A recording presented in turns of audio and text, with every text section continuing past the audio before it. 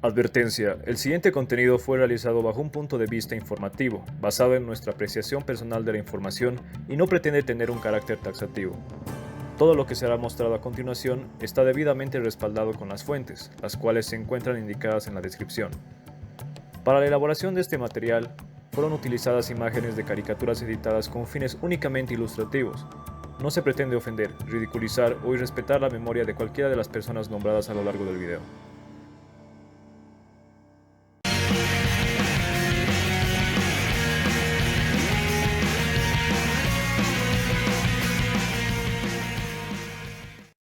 José María Linares fue un personaje que rompió esquemas y no es difícil entender por qué.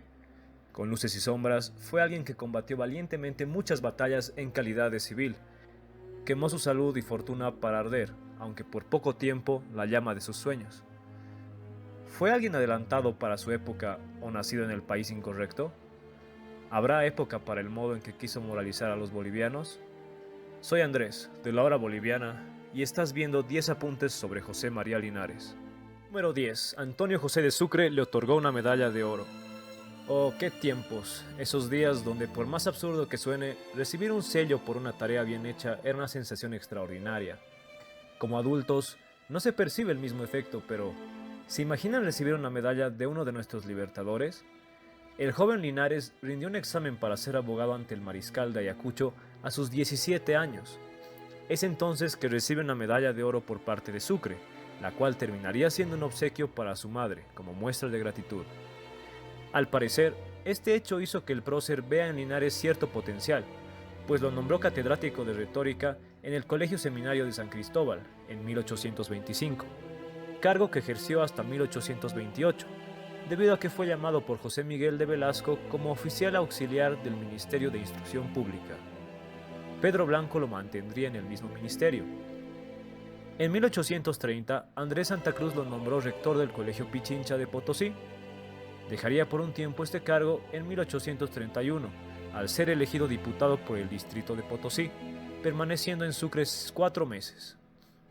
Allí sería nombrado secretario de una comisión codificadora, traduciendo él solo el texto del Código Napoleón, que estaba en francés, para luego regresar al rectorado del Colegio Pichincha. Y, hablando de medallas, número 9. No pudo lucir la medalla presidencial. Linares no pudo lucir la medalla presidencial, pero no porque ésta haya sido robada en la avenida 12 de octubre en El Alto, sino porque Jorge Córdoba, al ser depuesto del mando de la nación en 1857, se dirigió a Perú, llevándose el símbolo patrio al considerar que Linares no merecía tenerlo. La devolvería luego del derrocamiento de Linares, siendo el general José María Chá quien volvió a lucirla públicamente. Número 8. Su salud se deterioró rápidamente durante sus trajines conspiratorios. Su biógrafo Carlos Walker Martínez escribió que Linares hizo de su vida una conspiración perpetua, lo cual no sería una exageración. Se encontraba viajando contra climas y terrenos férreos constantemente, ya sea evadiendo apresamientos o conduciendo levantamientos, entre los que podemos mencionar las invasiones junto a Velasco desde Argentina, en mayo de 1849, y a Mojo en junio de 1853. La penetración al norte de La Paz junto al bandolero Carlos Pérez y un pequeño destacamento y la expedición con Mariano Vallivian en la provincia de Huasullos, ambas en enero de 1854, entre muchos otros. Llegando al punto de que en 1850 la prensa de gobierno lo calificó como el ser más despreciable y ridículo de cuantos han asomado hasta hoy a la escena política, y más tarde, en una circular especial se prohibió que su nombre sea mencionado en la prensa escrita. Ya habría presentado problemas en su salud poco antes a la jornada de Ingavi, pues, según Walker, fue por eso que Linares rechazó una solicitud de cooperación de José Vallivian, quien, ante la negativa, habría mandado a un oficial para apresarlo en su casa en Potosí. Este apresamiento fue frustrado porque el prefecto de apellido Pinto era amigo de Linares y le comunicó lo sucedido, permitiendo que escape a Cobija, para luego embarcarse a Valparaíso, permaneciendo en ese lugar por 6 meses. Iría después a Lima por poco tiempo, pero regresaría a Valparaíso. Al no poder aliviar su salud en todos esos viajes, decidió partir a Europa, donde habría logrado su completa recuperación en 2 meses. Cuando llegó a la presidencia, estaría siendo agobiado por artritis y hemorroides, debido a su mala alimentación y las largas jornadas a lomo de bestia que recorrió.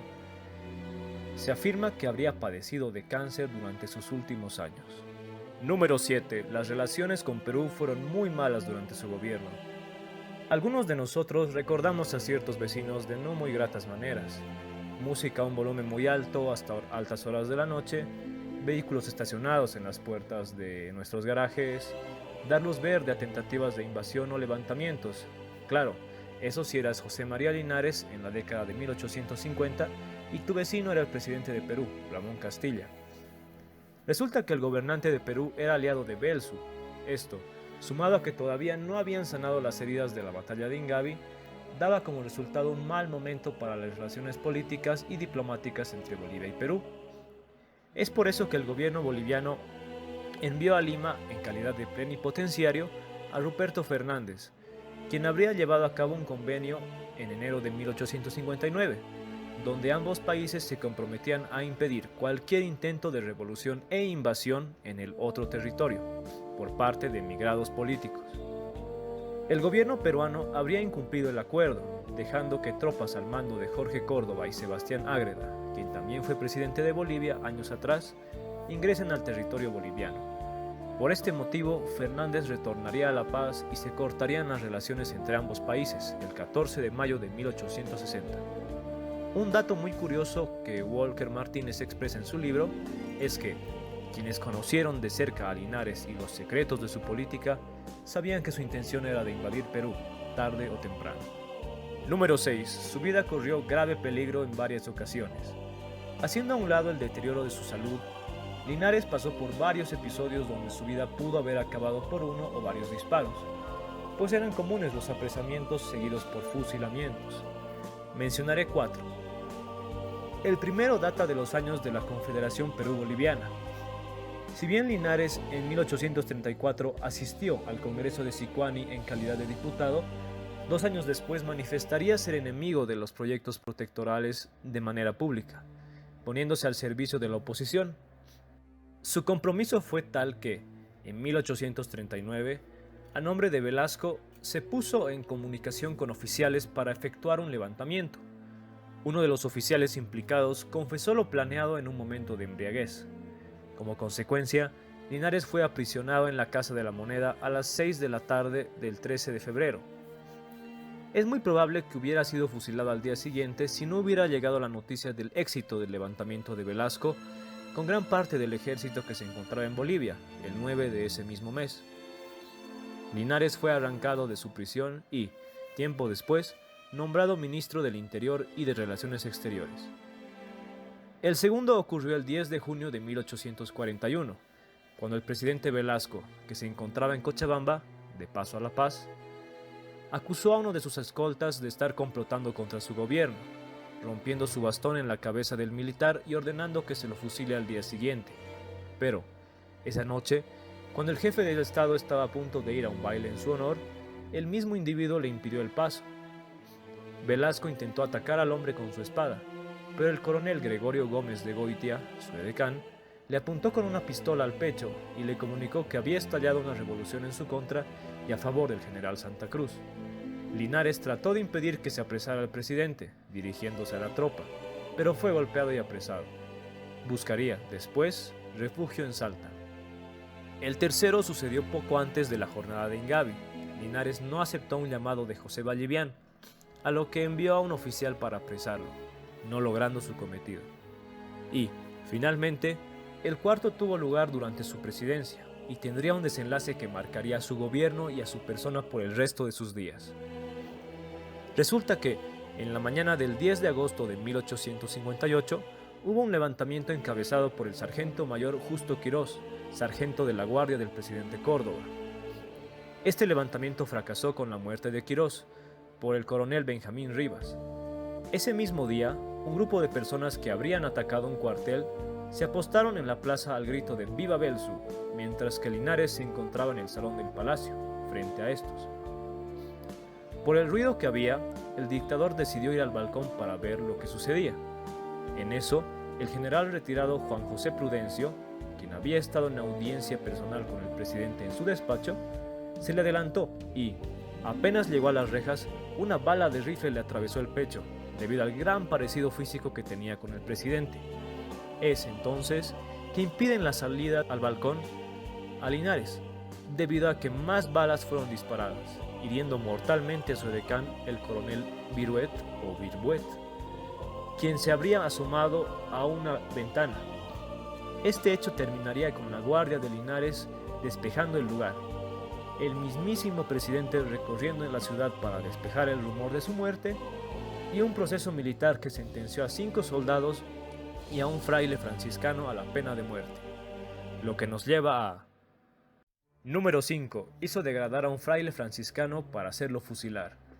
Como consecuencia de lo ocurrido en agosto de 1858, un consejo de guerra compuesto por 7 militares y un fiscal, conocido por su frialdad, sentenció con la pena de muerte a 17 personas, entre los cuales se encontraba el fraile franciscano Juan Manuel Porcel, quien no habría sido un modelo de sobriedad ni humildad. Luego de un consejo de ministros convocado por Linares, los sentenciados serían reducidos a 6 personas, es decir, Porcel y 5 militares, siendo el resto de los condenados excluidos de la pena de muerte a cambio de varios años de reclusión.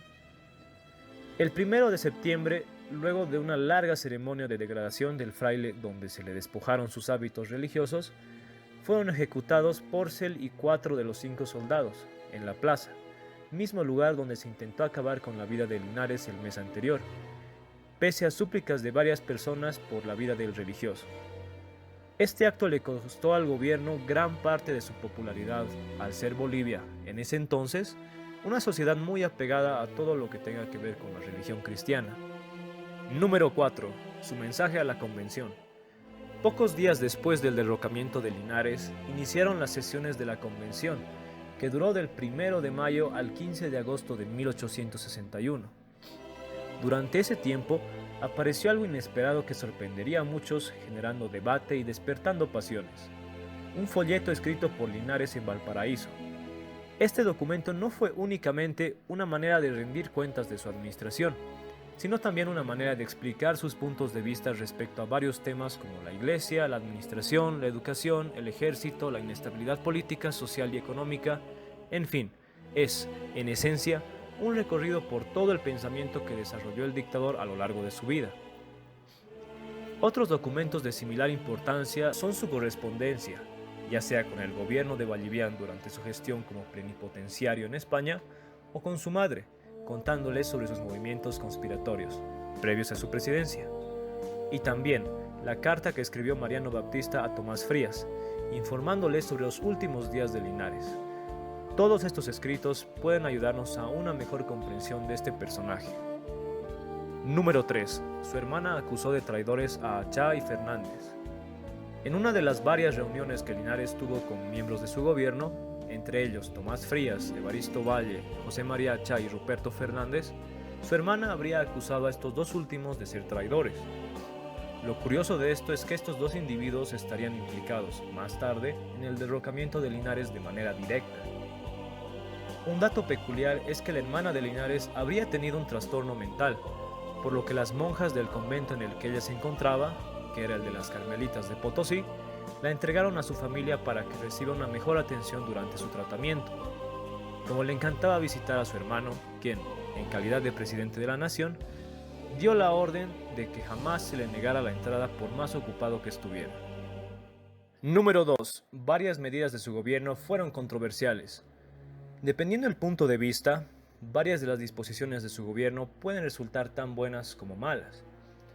Entre algunas podemos nombrar la disminución del proteccionismo a la industria local, la libre exportación de varios minerales, la abolición del Banco de Quinas, eliminando este monopolio, la reducción de aranceles sobre productos textiles extranjeros importados por Arica y Cobija, la iniciación de la gestión para un empréstito en Europa para la canalización del río Desaguadero, haciéndolo navegable, hasta el puerto de Cobija, proyecto cuyas propuesta e investigación fueron emprendidas por José Avelino Aramayo.